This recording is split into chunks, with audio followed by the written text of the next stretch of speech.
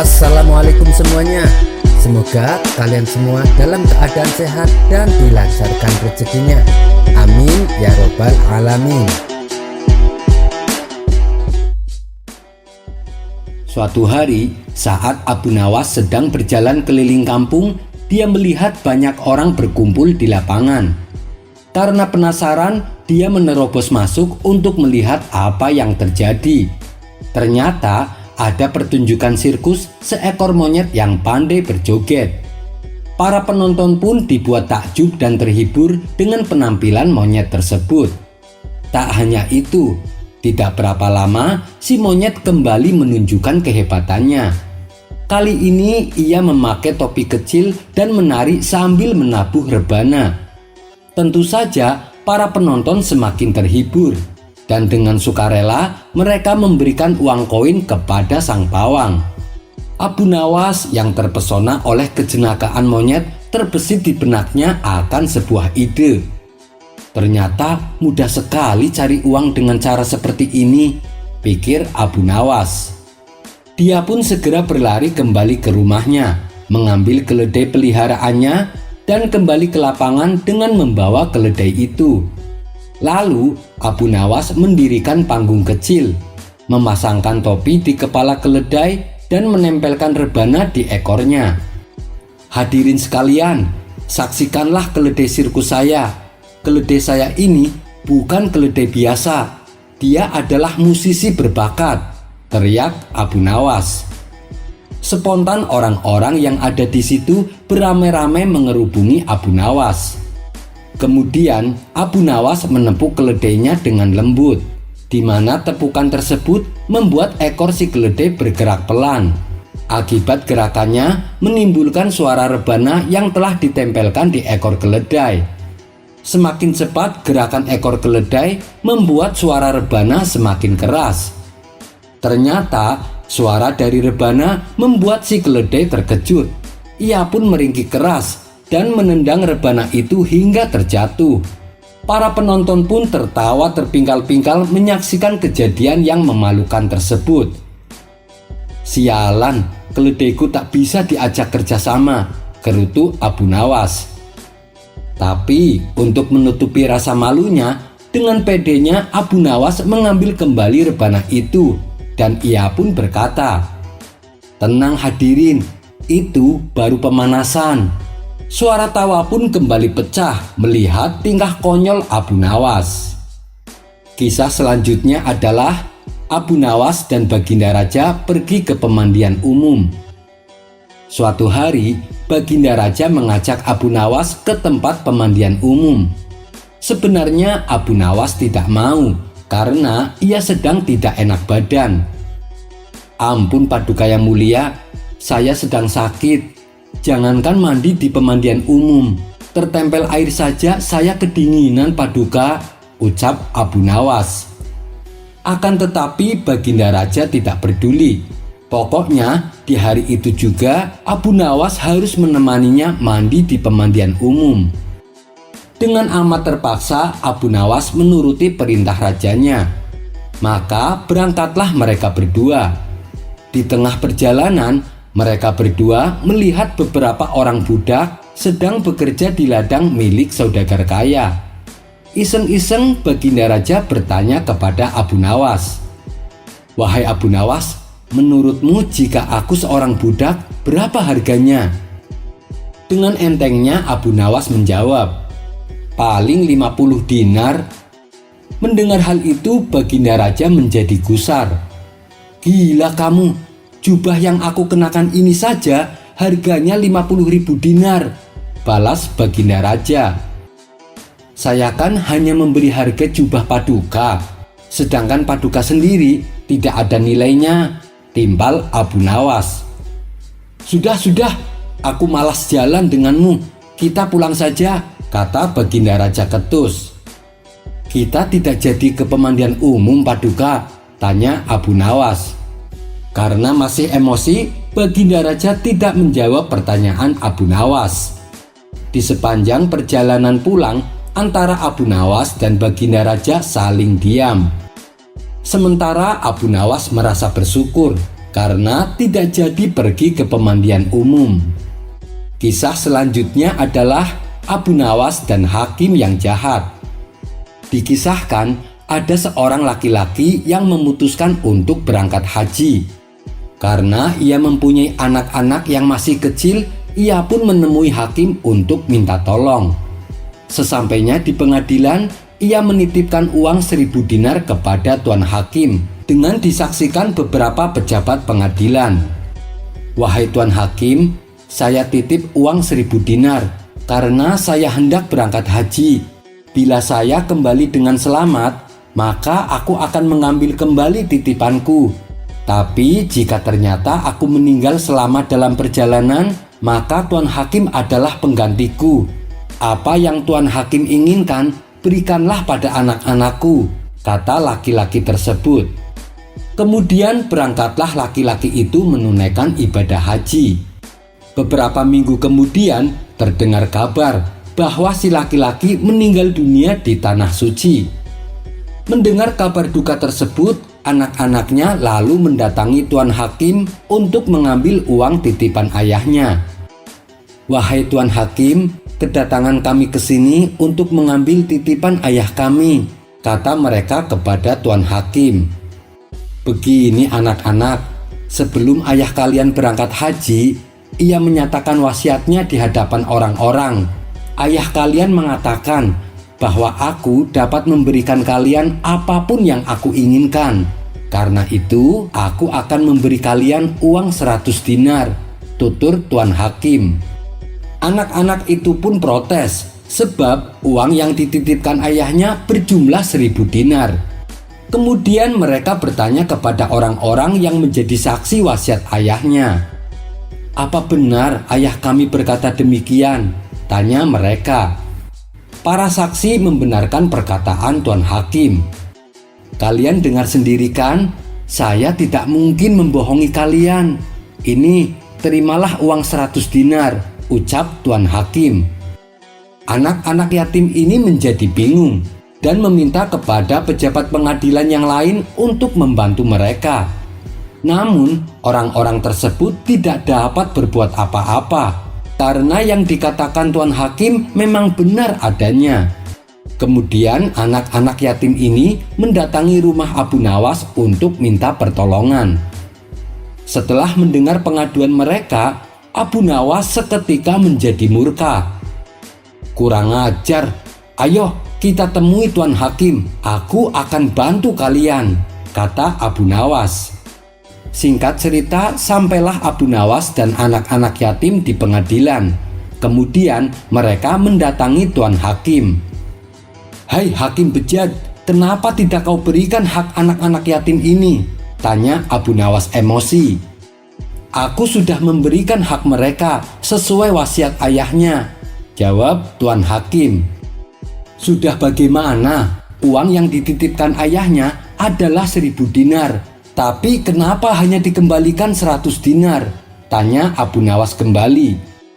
"Begini Abu Nawas, ayah mereka berwasiat bahwa aku dapat memberi mereka apapun yang aku inginkan. Dan wasiat tersebut disaksikan oleh seluruh pejabat pengadilan. Kalau kau tidak percaya, silahkan tanya mereka.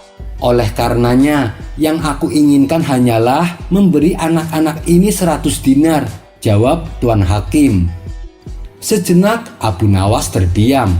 Ia mulai mencari cara agar kekurangan yang 900 dinar bisa kembali didapatkan oleh anak-anak tersebut. "Wahai hakim, berdasarkan kata-katamu, kau memberikan anak-anak ini 100 dinar. Sedangkan kau sendiri menginginkan untuk dirimu 900 dinar. Bukankah wasiat ayah anak-anak ini mengatakan, apapun yang kau inginkan sendiri, maka berikanlah pada anak-anakku. Oleh karena itu, berikan sisa 900 dinar kepada anak-anak ini, sesuai dengan yang kau sendiri inginkan," jelas Abu Nawas. Tuan hakim terkejut dengan jawaban Abu Nawas. Ia tak hanya cerdik, tapi juga pintar bermain kata-kata. Akhirnya tuan hakim pun tak berdaya dan terpaksa memberikan sisa 900 dinar kepada anak-anak yatim tersebut. Kisah selanjutnya. Pada suatu hari, seorang saudagar yang sangat terkenal kaya akan mengadakan pesta besar-besaran dan terbilang cukup mewah. Karena yang mengadakan pesta adalah saudagar kaya, sudah barang tentu yang diundang juga dari kalangan orang-orang kaya. Tapi beda dengan Abu Nawas. Meskipun Abu Nawas bukanlah orang kaya, ia juga diundang ke pesta tersebut. Sebab Abu Nawas adalah seorang tokoh yang sangat terkenal. Dengan senang hati, Abu Nawas pun menyanggupi untuk datang. Selepas asar, Abu Nawas sengaja mengosongkan perutnya agar saat berada di pesta nanti ia bisa makan sebanyak-banyaknya. Dengan sabar ia menunggu waktu menuju malam. Matahari seperti bergerak begitu pelan ke arah barat. Perlahan langit mulai berwarna keemasan. Kemudian lambat laun langit berubah menjadi gelap.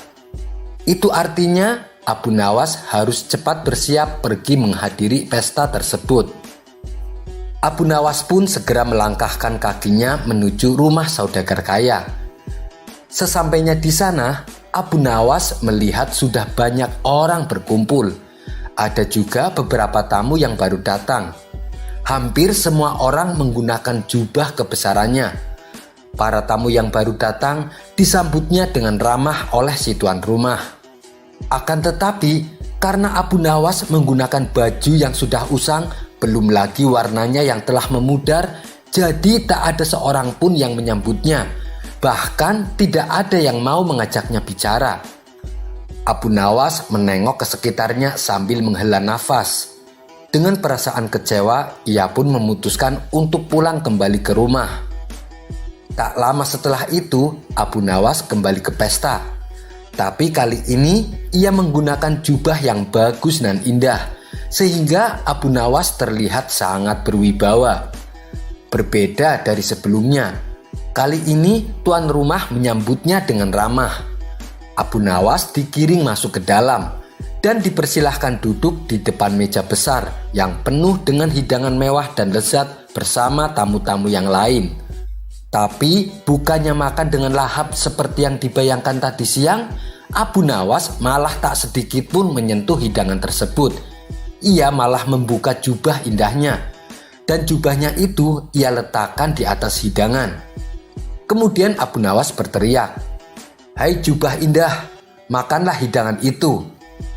Tentu saja tingkah Abu Nawas ini mengundang banyak perhatian. Para tamu undangan termasuk si tuan rumah memandangnya dengan heran. Lalu Abu Nawas kembali berkata, "Tadi waktu aku pertama kesini memakai baju usang, tidak ada seorang pun yang menyapa ataupun menyambutku, apalagi sampai mengajakku makan. Tapi setelah aku kembali ke sini dengan memakai jubah indah, aku disambut dengan ramah. Aku dipersilahkan duduk di tempat yang bagus dan dihidangkan makanan yang enak-enak. Jadi makanan ini adalah hak jubahku, bukan hak saya," ujar Abu Nawas menjelaskan. Semua tamu yang hadir termasuk si tuan rumah langsung tersadar dengan kesalahannya. Mereka pun meminta maaf kepada Abu Nawas. Kisah selanjutnya.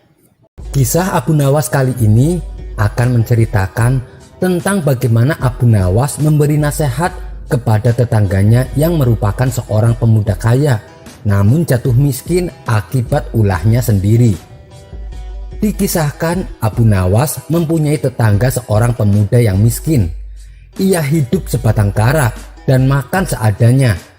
Bahkan terkadang ia terpaksa berpuasa karena tak punya makanan untuk ia makan. Namun keajaiban terjadi. Tiba-tiba saja ada tamu dari kampung seberang mendatangi rumah si pemuda. Tamu tersebut mengabarkan bahwa orang tua si pemuda menitipkan banyak harta warisan kepadanya, dan tamu itu berniat untuk mengembalikan titipan harta warisan kepada si pemuda miskin. Si pemuda kaget bukan kepalang. Ia tak menyangka akan mendapatkan warisan sebanyak itu. karena yang ia tahu orang tuanya adalah orang yang miskin. Berita tentang kekayaan si pemuda pun tersebar sampai ke pelosok desa. Para penduduk pun kagum dengan rumah barunya si pemuda yang terlihat megah. Bisa dikatakan di lingkungannya hanya si pemuda yang rumahnya paling megah dan mentereng. Kehidupan si pemuda pun langsung berubah drastis. Tentu saja banyak orang-orang yang mendadak ingin berkawan dengannya. Entahlah apa yang ada di hati si pemuda ini. Bukannya memanfaatkan hartanya untuk sedekah dan usaha, ia malah hampir setiap hari mengadakan pesta di rumahnya. Karena tak mampu mengelola harta, ia akhirnya menjadi hartawan yang boros, kemudian jatuh miskin. Benar saja, hanya dalam waktu singkat, harta yang dimiliki pemuda tersebut telah habis tak tersisa. Bahkan dirinya tak mampu lagi memberi gaji kepada pembantunya sendiri. Jangankan menyimpan uang, rumah yang ia tempati pun sudah ia jual. Pemuda tersebut benar-benar menjadi miskin dan hidup sebatang kara, tanpa seorang pun yang mendampinginya. Kawan-kawannya dulu yang setia menemani, kini mereka satu persatu meninggalkannya. Si pemuda mendadak stres dengan keadaan ini. Ia merasa tak mampu menghadapi kehidupannya yang seperti dulu saat ia miskin. Pemuda tersebut lantas berniat menemui Abu Nawas untuk meminta nasihatnya. Esok paginya ia pun pergi ke rumah Abu Nawas. "Tuan Abu Nawas, keadaan saya saat ini sangat terpuruk," kata si pemuda membuka percakapan. "Apa yang membuatmu demikian?" tanya Abu Nawas. "Dulu waktu saya kaya raya, banyak orang-orang ingin menjadi kawan saya. Tapi setelah hartaku habis, satu persatu mereka meninggalkanku. Saya betul-betul tertekan dengan keadaan ini. Berilah nasihat untukku wahai Tuan Abu Nawas," pinta si pemuda. Dengan entengnya Abu Nawas berkata, "Jangan khawatir, segalanya pasti akan kembali normal. Tunggu saja beberapa hari ini, kau akan kembali tenang dan bahagia," tutur Abu Nawas. "Jadi saya akan segera kembali kaya Tuan Abu Nawas?" tanya pemuda itu girang. "Bukan begitu maksudku, kau salah tafsir. Maksudku, dalam waktu yang tidak terlalu lama, kau akan terbiasa menjadi orang yang miskin dan tidak mempunyai teman," jelas Abu Nawas kepada pemuda tersebut. Kemudian Abu Nawas menasehati bahwa apa yang diterima dan dialami oleh pemuda tersebut adalah akibat dari apa yang dilakukannya sendiri. Pesan dari kisah ini, ketika kita sedang diberikan harta yang berlimpah, akan lebih baik bila kita manfaatkan untuk bersedekah dan membangun usaha. Sudah manusiawi, jika kita banyak harta, maka banyak orang-orang yang mau berkawan dengan kita. Tapi ketika kita jatuh miskin, jangankan jadi kawan, kita bertandang ke rumahnya pun mereka seolah enggan. Jadi saat kita mempunyai banyak harta, bijak-bijaklah dalam mengelola harta. Jangan terbujuk rayuan untuk selalu berbuat hura-hura. Kisah selanjutnya. Suatu ketika saat bulan puasa, seperti biasa sehabis sholat Isya, Abu Nawas mengerjakan sholat tarawih bersama para jamaah di masjid. Sepulangnya dari sholat tarawih, ia berjalan melintasi sebuah sumur. Iseng-iseng Abu Nawas melongok ke dalam sumur itu. Saat ia menatap air sumur, ia melihat ada bulan di sana. "Kenapa bulannya di bawah? Aku harus menyelamatkannya. Jika tidak, ia tidak akan pernah beranjak dan bulan puasa tidak akan pernah berakhir," pikir Abu Nawas. Akhirnya ia mendapatkan seutas tali yang cukup panjang. Tali tersebut lalu ia julurkan masuk ke dalam sumur. Kemudian Abu Nawas berteriak kepada sang rembulan, "Pegang kuat-kuat ya, teruslah bersinar." Namun naas, saat Abu Nawas menarik talinya, ternyata tali tersebut terjerat sebuah batu besar di dalam sumur. Karena saking beratnya batu tersebut, tali yang ditarik Abu Nawas langsung putus. Ia pun jatuh terpelanting ke tanah dengan posisi tubuh terlentang. Sejenak Abu Nawas tak sadarkan diri. Tidak lama kemudian, ia membuka matanya memandang ke atas. ia melihat sang rembulan sudah berada di atas langit. "Akhirnya aku bisa menyelamatkanmu. Untung saja aku datang," ucap Abu Nawas kegirangan. Kisah selanjutnya. Suatu hari, kota Baghdad digemparkan oleh kabar mengenai seseorang yang mengaku sakti. Di depan orang-orang, ia sesumbar bahwa dirinya bisa mengetahui peristiwa yang akan terjadi. Sontak hal ini membuat masyarakat penasaran. Lalu beberapa di antara mereka ada yang sengaja datang untuk minta diramal nasibnya. Dengan ekspresi layaknya orang sakti, ia memberitahu kepada pasiennya tentang nasib yang akan terjadi di kemudian hari. Orang yang mengaku sakti ini cukup pintar mengolah kata.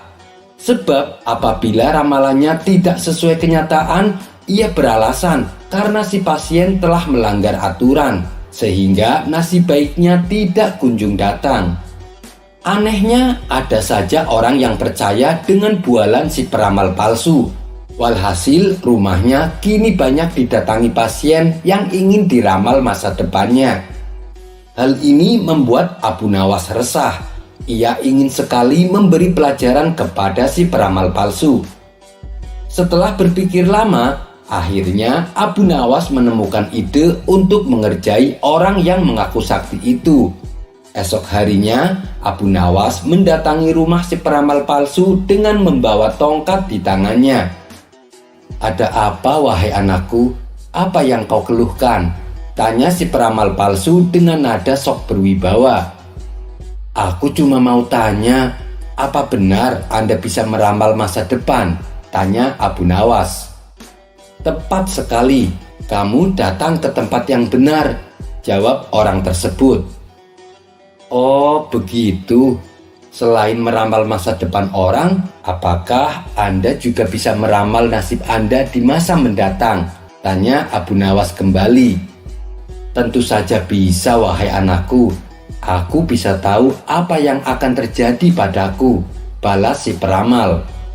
Setelah mendengar pengakuan orang tersebut, tiba-tiba Abu Nawas memukulkan tongkatnya tepat mengenai kepala si peramal. "Aduh, kenapa kau memukulku?" tanya si peramal kesakitan. "Tadi katanya Anda bisa tahu apa yang akan terjadi pada diri Anda. Seharusnya sebelum saya pukul, Anda sudah menghindar. Berarti Anda pembohong," ujar Abu Nawas. "Tidak, wahai anakku. Sebenarnya saya sudah tahu. Bahkan sebelum kamu datang ke sini," kata si peramal berpura-pura. "Tapi kenapa Anda tadi tidak mengelak waktu saya pukul?" tanya Abu Nawas. "Itu saya sengaja membiarkannya," jawab orang tersebut. "Baiklah, sekarang coba tebak apa yang akan menimpamu lagi?" tanya Abu Nawas sambil mengangkat tongkatnya. Si peramal buru-buru menjauh dari Abu Nawas. "Kamu pasti akan memukulku," jawab si peramal. "Anda salah," balas Abu Nawas. Bersamaan dengan itu, Abu Nawas menghancurkan barang-barang yang digunakan sebagai sarana perdukunan. Ruangan tersebut seketika berantakan. Banyak barang-barang pecah akibat pukulan tongkat Abu Nawas. Tak terima dengan perilaku Abu Nawas, orang tersebut lalu mengadukannya kepada Tuan Hakim. Singkat cerita, Abu Nawas dan si peramal palsu diundang ke ruang pengadilan. Di depan Tuan Hakim, si peramal menuntut supaya Abu Nawas dihukum berat sebab ia telah memukul dirinya dan membuat onar di rumahnya. "Hai Abu Nawas, apa alasanmu sampai kamu tega memukul dia? Dan kenapa engkau menghancurkan barang-barangnya?" tanya Tuan Hakim kepada Abu Nawas. "Begini Tuan Hakim, awalnya saya tanya ke dia, apakah dia bisa tahu nasib yang akan terjadi padanya. Dia kan ngakunya peramal, dan dia bilang katanya tahu. Tapi saat aku pukul dia pakai tongkat, dia tidak menghindar. Tuan Hakim pasti menghindarkan apabila tahu ada orang yang akan memukul Tuan. Jadi yang salah siapa?" dia yang pembohong atau aku yang memukul. Dan saat aku hancurkan barang-barangnya, ternyata dia juga tidak tahu, Tuan Hakim. Kalau dia tahu, pasti sebelum saya datang, dia sudah mengamankan barang-barangnya ditaruh di dalam kamar. Katanya bisa meramal masa depan, sedangkan masa depan dirinya saja tidak tahu. Berarti dia adalah pembohong, Tuan Hakim, kata Abu Nawas menjelaskan. Ada benarnya apa yang dikatakan Abu Nawas. Kalau kamu memang mengaku peramal, harusnya kamu tahu apa yang akan terjadi padamu, ucap Tuan Hakim kepada si peramal palsu. Akhirnya Abu Nawas pun dibebaskan dari tuntutan hukuman. Sementara orang yang mengaku sakti itu menjadi kapok. Ia tidak berani membuka praktek ramalannya. Kisah selanjutnya. Suatu hari, Raja Harun al-Rasyid tampak tersenyum-senyum sendiri. Pasalnya, ia baru saja membaca buku kisah Raja Nabi Sulaiman, di mana Nabi Sulaiman mempunyai bawahan yang sanggup memindahkan istana Ratu Balqis. Dalam benaknya berhayal, alangkah asiknya bila istanaku dipindah di atas gunung. Aku bisa menikmati pemandangan negeriku dari atas. Tapi siapa juga yang sanggup melakukannya? Tanya sang raja dalam hati. Tidak lama kemudian, ingatannya tertuju pada Abu Nawas. Aku punya ide untuk menjerat Abu Nawas. Aku akan menyuruh dia untuk memindahkan istanaku. Pasti dia tidak akan sanggup. Dengan begitu, aku punya alasan untuk menghukumnya, ucapnya dalam hati penuh kegirangan. Sang raja lalu memerintahkan para prajuritnya untuk menjemput Abu Nawas di rumahnya. Sesampainya di rumah Abu Nawas, salah satu prajurit berkata kepada Abu Nawas, "Wahai Abu Nawas, Paduka yang mulia memerintahkan engkau untuk menghadap ke istana sekarang juga." Abu Nawas yang sedang istirahat kaget mendengar perintah itu. Namun karena ini adalah titah Paduka Raja, Abu Nawas mau tidak mau harus mematuhinya. Setibanya di istana, Abu Nawas langsung menghadap Paduka Raja. "Ada gerangan apa tiba-tiba Paduka yang mulia memanggil hamba?" tanya Abu Nawas. Sang raja menjawab, "Kamu kenapa terlihat gugup begitu, wahai Abu Nawas? Kemarilah, duduk di sampingku." Abu Nawas pun melangkahkan kakinya mendekati sang raja dan duduk di sampingnya. Sang raja kembali berkata, "Begini Abu Nawas, saya telah membaca kisah tentang Raja Sulaiman yang sangat menakjubkan. Di antaranya memindahkan istana Ratu Balqis di hadapannya. Setelah membaca kisah itu, saya jadi punya keinginan untuk memindahkan istana ini di atas gunung, supaya saya bisa menikmati pemandangan negeriku dari atas. Dan tujuan saya memanggilmu kemari adalah untuk memerintahkanmu melakukannya." "Maksud Paduka Raja, saya disuruh memindahkan istana Paduka ke atas gunung?" tanya Abu Nawas heran. "Iya, betul Abu Nawas. Saya tahu kamu adalah orang yang cerdik. Kamu pasti bisa melakukannya. Tapi kalau kamu gagal, maka kamu akan menerima hukuman," ucap sang raja. Abu Nawas pun mengeluarkan keringat dingin dan menelan ludah mendengar perintah itu. Bagaimana mungkin ia sanggup melakukan pekerjaan yang mustahil? Ini pasti hanya jebakan Paduka Raja untuk menghukumnya. Setelah lama berpikir, akhirnya dengan terpaksa Abu Nawas menerima titah Paduka Raja. "Baiklah Abu Nawas, saya kasih waktu sebulan untuk bisa menyelesaikannya," kata sang raja. Abu Nawas lalu pulang ke rumah dengan muka pucat pasi. Hari-hari pun berlalu, Abu Nawas masih belum menemukan ide. Ia berpikir keras bagaimana caranya agar bisa lepas dari jebakan Paduka Raja. Angan-angannya terus melayang mencari cara untuk memecahkan masalahnya. Tiba-tiba terlintas di benaknya ide yang cemerlang. Abu Nawas gembira bukan kepalang. Ia pun langsung ke istana menghadap Paduka Raja. "Belum 1 bulan tapi kamu sudah menghadap kepadaku. Apakah kamu akan memindahkan istanaku sekarang juga?" tanya sang raja kepada Abu Nawas. "Tidak Paduka yang mulia, bukan sekarang. Jawab Abu Nawas. Lalu ada tujuan apa kamu menghadapku? Tanya sang raja kembali. Saya mempunyai usul demi memperlancar tugas hamba ini, kata Abu Nawas. Dengan senang hati saya akan mendengarkan usulanmu itu, jawab sang raja. Begini Paduka yang mulia, sebentar lagi kan hari raya Kurban, di mana hari itu adalah hari yang suci bagi umat Islam. Saya akan memindahkan istana Paduka bertepatan dengan hari raya Kurban, kata Abu Nawas menjelaskan. Saya sangat setuju dengan usulanmu itu, balas sang raja. Tapi ada syaratnya Paduka yang mulia, ujar Abu Nawas.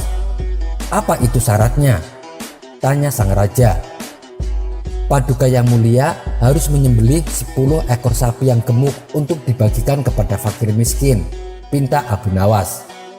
Baiklah, kalau usulmu cuma itu, maka aku setujui, jawab sang raja.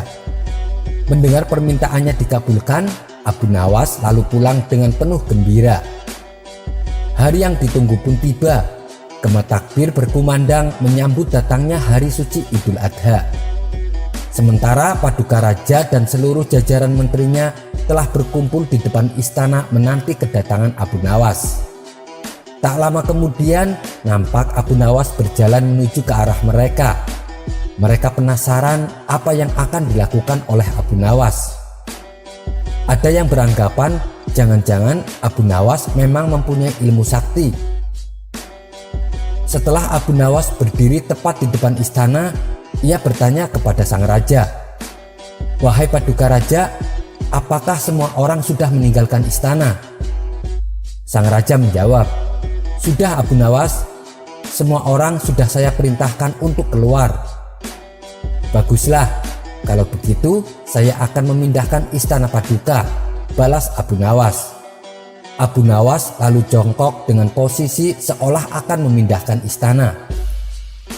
Semua menteri istana sempat berdecak kagum melihat tingkah Abu Nawas.